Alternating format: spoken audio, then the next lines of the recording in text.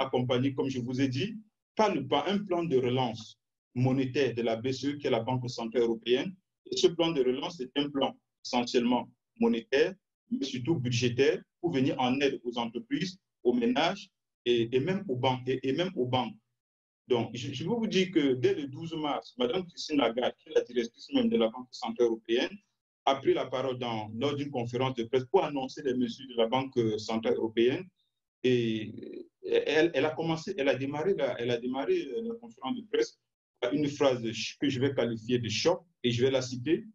Les temps extraordinaires nécessitent une action extraordinaire. Donc, lorsqu'elle démarre sa conférence de presse par ces mots, les participants savent que la crise que connaît l'Europe nécessite un moyen d'accompagnement conséquent. Donc, ces moyens de la BCE consistent en quoi? Je vais vous dire au financement même des ménages, des entreprises et des banques, comme je vous ai dit, dans un plan de rachat même des obligations d'État en 2020. Donc, et pour financer ces mesures, la Banque centrale européenne a prévu 750 milliards d'euros. Et l'objectif même, c'est quoi? C'est de faire baisser les taux d'endettement des États qui sont déjà lourdement endettés.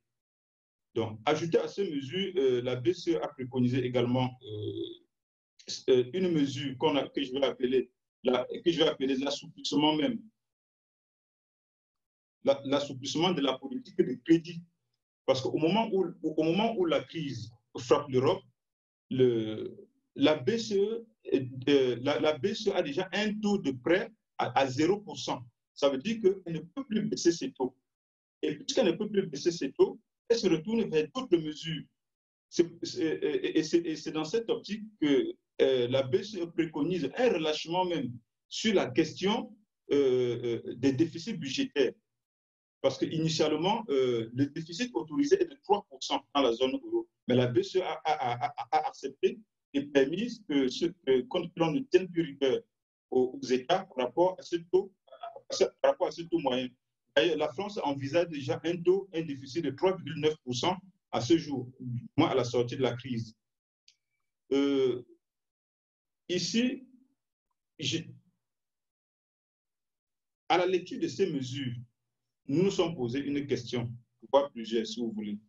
Alors, la question la plus importante, en fait, celle qui nous taraude le plus, c'est de savoir si ces mesures seront efficaces. Parce que le but, c'est quoi? L'objectif, c'est d'éviter l'effondrement de l'économie française en particulier et de l'économie européenne en général. Parce que si vous avez bien compris, le spectre de la crise économique de 2008 a commencé à circuler un petit peu dans les milieux, dans les médias et au niveau des économistes. Donc, c'est la question que nous posons.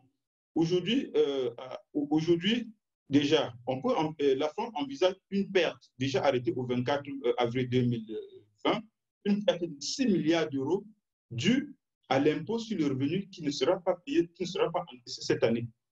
Et 24 milliards d'euros qui est le coût du financement du chômage partiel. Donc, quand on a ajouté à ces mesures, quand on regarde le confinement, ça suppose qu'il n'y a pas de production, ou bien production limitée, il n'y a pas de consommation, les frontières sont fermées, et quand il n'y a pas de consommation, il y a un impôt important qui est perdu et qui n'est pas encore évalué aujourd'hui, qui est la TVA.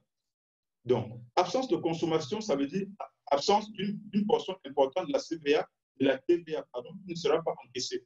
Donc, à quelle proportion on pourra situer cette perte? C'est la question qu'on peut se poser aujourd'hui. Donc, pour finir, je pense que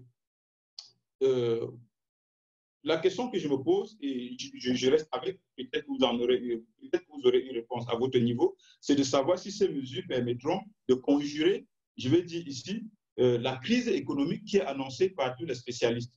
Donc, sur ce, je vais devoir vous remercier de la part de ma collègue, mademoiselle Sarah El Fahim, avec qui j'ai travaillé sur ce sujet. Et voilà, et je reste à votre disposition en cas de questions ou bien de besoins. Merci.